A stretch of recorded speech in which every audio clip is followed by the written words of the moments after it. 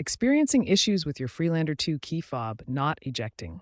This is a common problem often caused by mechanical wear, electrical faults, or software glitches. The key fob system in the Freelander 2 integrates with the car's central locking and ignition through a solenoid-operated dock.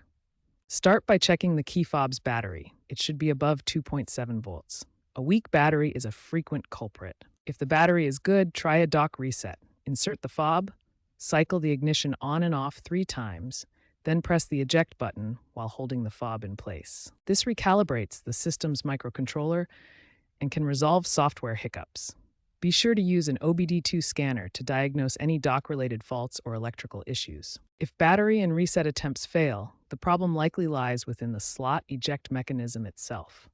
The dock uses a motorized solenoid to eject the fob, and wear, dust accumulation, or misalignment can cause failures. Carefully inspect the dock for any obstructions or damage. Consider disassembling the dock if you're comfortable to clean the electrical contacts and lubricate the solenoid with silicone grease. Aftermarket solutions like LR Key Dock Fix Kits can provide reinforced eject mechanisms and contact cleaners. For persistent issues, consult a professional mechanic, but remember that DIY fixes are viable and often successful for this issue.